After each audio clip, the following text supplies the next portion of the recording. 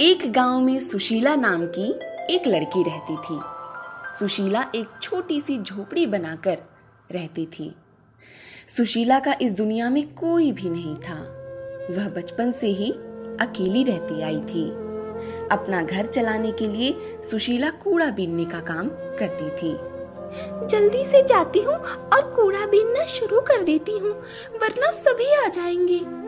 सुशीला दिखने में तो बहुत खूबसूरत थी, पर दिल भी उसका उतना ही साफ था। वह कभी किसी के साथ बुरा नहीं करती थी। एक दिन जब सुशीला कूड़ा बीन रही थी, तभी एक लड़की उसके पास आती है। अरे सुशीला, चल मेरे साथ। कहाँ चलूं? अरे एक बूढ़ा अंधा पास में बैठा है, उसके पास बहुत पैसा है। सभी उसका पैसा लेकर भाग रहे हैं और उसे कुछ दिख भी नहीं रहा। चल जल्दी चल, हम भी उसके पैसे उठाकर भागते हैं। नहीं मीना, यह सही नहीं है। उन्हें दिखाई नहीं दे रहा, इसका मतलब हम उनके पैसे चुराएं। रहने दे, मुझे नहीं करना ये सब, तू जा। ओफ, ठीक है, तू बैठी रह यहाँ, कूड़ा बीनती रह, ठीक है? शाम में 20-30 तो मिल जाएंगे तुझे। तब तक मैं 100-200 चोरी करके आती हूँ। आराम से भर पेट भोजन करूंगी। अच्छा ठीक है, तू जा, मगर मुझे नहीं जाना। सुशीला मीना के साथ चोरी करने नहीं जाती है और कूड़ा बीनकर शाम में कुछ पैसे कमा लेती है और उससे ही भोजन करती है। जल्दी सो जाती हूँ, तभी तो सुबह जल्दी जल्दी उठ पाऊंगी। सुशीला जल्दी सो जाती है और अगली सुबह जल्दी उठकर काम पर चली जाती है। सुशीला कूड़ा बीन ही रही थी, तभी उसे एक बुढ़िया की आवाज सुनाई देती है। बेटा, मेरी मदद करो। सुशीला देखती है, पास में एक झोपड़ी है और उसी झोपड़ी से एक बूढ़ी महिला की आवाज आ रही है। बेटा, इधर आओ जरा, मेरी मदद करो। जी अभी आती हूँ। सुशीला झोपड़ी के अंदर जाती है और उस बूढ़ी महिला को पानी देती है। लीजिए अम्मा, पानी पी लीजिए। बहुत बहुत धन्यवाद बेटा। अब उम्र हो गई है तो काम भी नहीं हो पाता है। मैं अकेली रहती हूँ, कोई मेरे साथ नहीं रहता तो बहुत दिक्कत भी हो जाती है। सुशीला उस बूढ़ी अम्मा की हालत देख बहुत दुखी हो जाती है। इनकी हालत तो बहुत खराब लगती है, मुझे इनकी मदद करनी चाहिए। थोड़ा सोचने के बाद सुशीला कहती है, अम्मा जी, मैं भी अकेली ही रहती हूँ। अब से मैं आपके साथ रहूंगी और आपकी देखभाल करूंगी। सुशीला उस बूढ़ी अम्मा के साथ रहने लगती है और उनकी देखभाल करने लगती है। कई महीनों तक सुशीला उस बूढ़ी अम्मा की देखभाल करती है। उसके बाद उस बूढ़ी अम्मा की तबीयत धीरे धीरे ठीक होने लगती है। एक दिन वह बूढ़ी अम्मा कहती है, बेटा, तुमने मेरी बहुत मदद की है। आज तुम्हारी वजह से ही मेरी तबीयत ठीक हो रही है। मेरे पास कुछ भी नहीं जो मैं तुम्हें दे पाऊं, बस ये डब्बा है। तुम इसे रख लो बेटा। सुशीला उस डब्बे को लेकर खोलती है, मगर वो डब्बा नहीं खुलता। यह डब्बा तो खुल ही नहीं रहा। सुशीला उस डब्बे को एक ओर रख देती है। अगले दिन सुशीला काम से वापस आती है तो देखती है उस बूढ़ी अम्मा की मृत्यु हो चुकी है। अम्मा जी, ये क्या हो गया? सुबह तक तो आप बिल्कुल ठीक थी। सुशीला बहुत रोने लगती है। फिर वह खुद को संभालकर उस बूढ़ी अम्मा का अंतिम संस्कार करती है। अब मैं यहाँ रहकर क्या करूँगी? मैं जिनके लिए यहाँ आई थी वही नहीं है। सुशीला वापस अपने घर आने का सोचती है। उस बूढ़ी अम्मा के द्वारा दिए गए डिब्बे को उठाकर सुशीला बाहर निकलने लगती है। तभी अचानक वह डिब्बा खुल जाता है। यह देख सुशीला बहुत डर जाती है। उस डब्बे में सुशीला को एक सोने और एक चांदी का छोटा छोटा बेड दिखता है। जैसे ही सुशीला उन दोनों बेड को निकालकर जमीन पर रखती है, दोनों बेड बड़ा बड़ा सोने और चांदी के बेड में बदल जाता है। ये कैसे हो सकता है?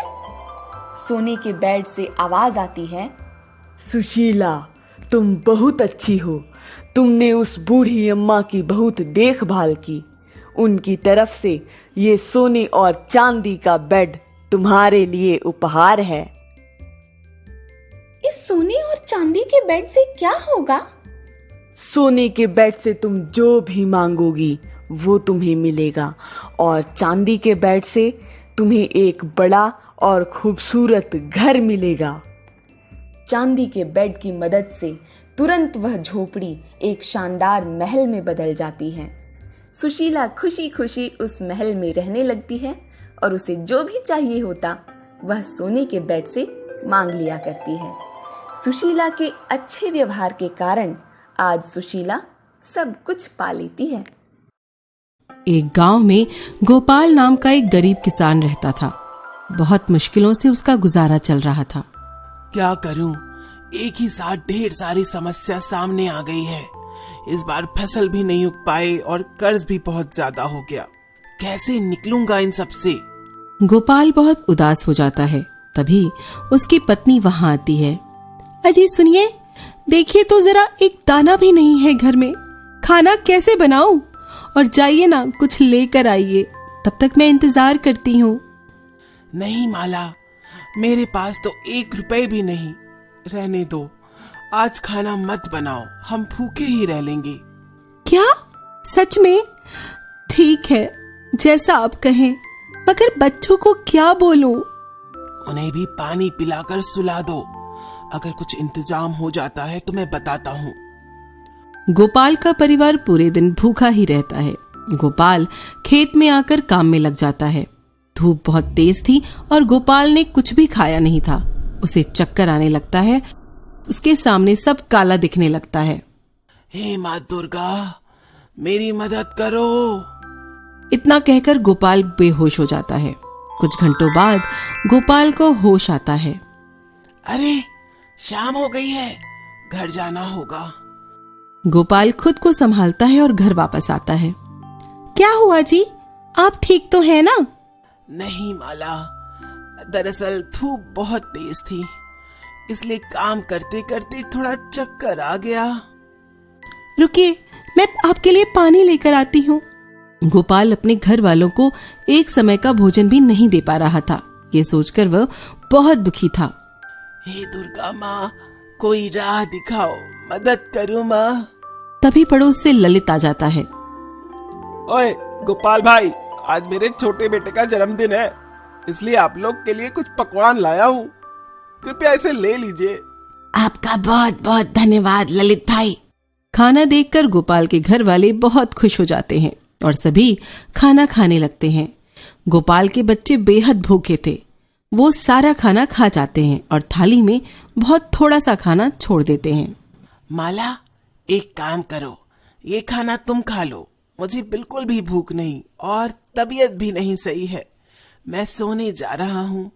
अरे रुकिए ना, रुकिए तो सही, ये खाना हम दोनों मिलके खा लेते हैं। अरे नहीं माला, सच में मेरी तबीयत ठीक नहीं लग रही है, मैं सोने जा रहा हूँ। इतना कहकर गोपाल सोने चला जाता है। थाली में पहले से ही कम खाना था, अगर मैं भी उसे खा लेता तो माला क्या खाती। गोपाल सो जाता है और अगले दिन खेत पर आकर काम करने लगता है। आज खेत की जुताई अच्छे से कर देता हूँ। गोपाल काम कर रहा था, तभी पीछे से आवाज आती है। बेटा गोपाल, देखो कौन आया है तुमसे मिलने। गोपाल पीछे मुड़कर देखता है तो माँ दुर्गा स्वयं प्रकट होती हैं। माँ दुर्गा, आप? गोपाल माँ के चरणों में गिर जाता है। उठ जाओ गोपाल, ये लो, ये कद्दू तुम्हारे लिए। इस कद्दू का मैं क्या करूँगा माँ? इसे मेरा आशीर्वाद समझकर रख लो। इतना कहकर माँ दुर्गा गायब हो जाती हैं। गोपाल वो कद्दू लेकर घर पर आता है।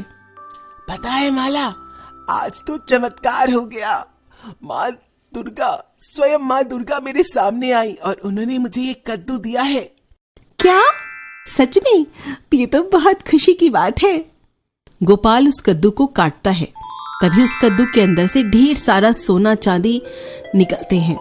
ये देखकर गोपाल और उसकी पत्नी माला बहुत खुश हो जाते हैं। अरे वाह, इसमें तो सोने चांदी है। गोपाल उस सोने चांदी को अपने पास रख लेता है और उनकी मदद से बहुत पैसे वाला बन जाता है। उसकी सारी गरीबी, सारी समस्या दूर हो जाती है। कुछ पैसों से हमें गरीबों की मदद भी करनी चाहिए। गोपाल और माला उन पैसों से गरीबों की मदद भी करते हैं और खुशी खुशी रहने लगते हैं।